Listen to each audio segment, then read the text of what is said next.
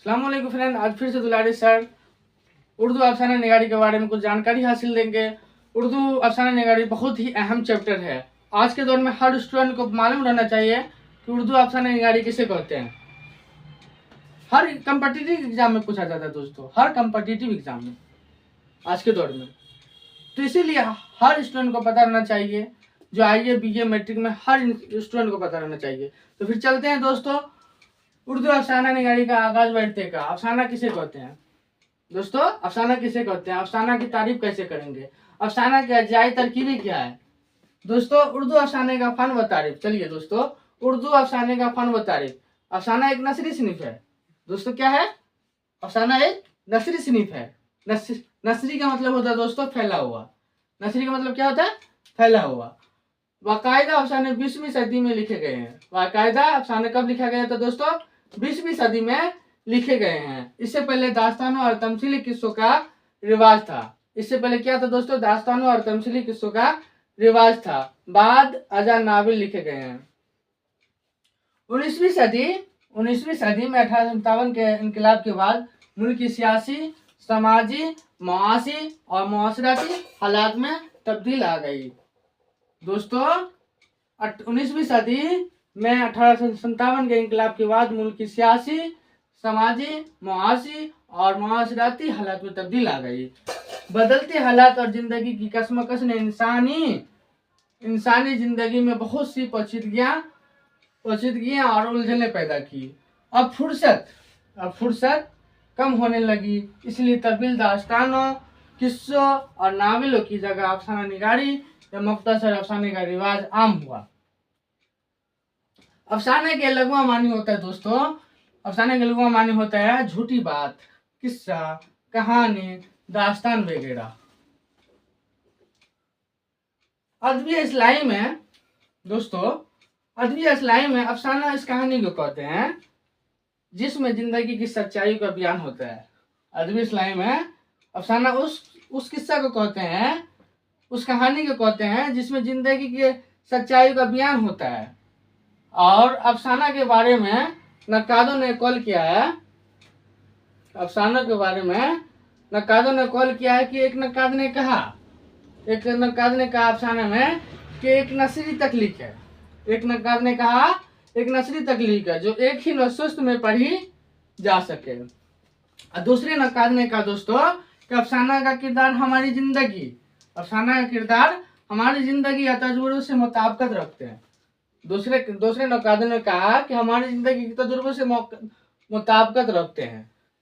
अफसाना के अजाई तरकीब। चलो दोस्तों, आज फिर से क्या पढ़ेंगे? अफसाना के अजाई तरकीबी। अफसाना के अजाई तरकीबी क्या है? अफसाना में अजाई तरकीबी पांच तरह के होते हैं। किरदार लिखने का जो तरीका होता है दोस्तों, 5 तरीका से। पहला क्या होता है? किरदार। दूसरा होता है प्लॉट। तीसरा क्या होता है दोस्तों? उसलूब।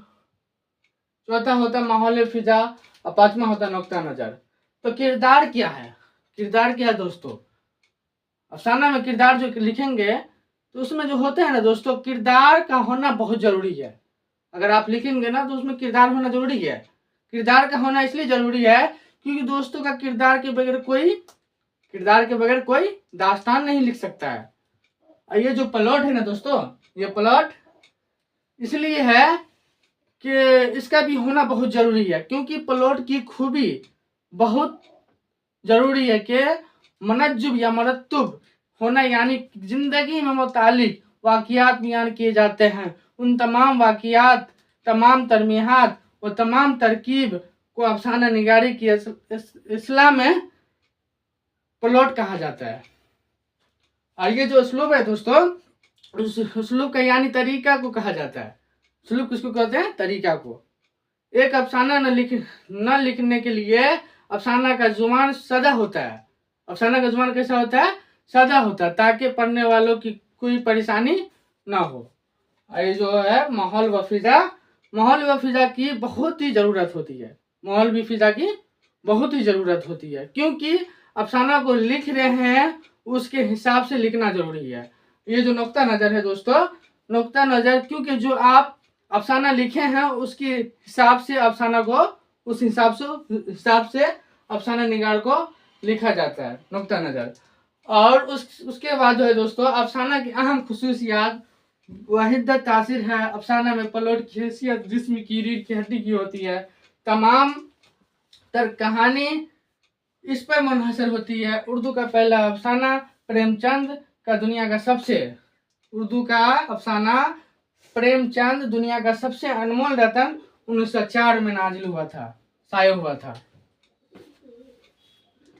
तर कहानी में उस पर मुनहसर होती है। उर्दू का पहला अफसाना प्रेमचंद का दुनिया का सबसे अनमोल रतन, उर्दू का सबसे अनमोल जो है दोस्तों अफसाना प्रेमचंद लिखा था।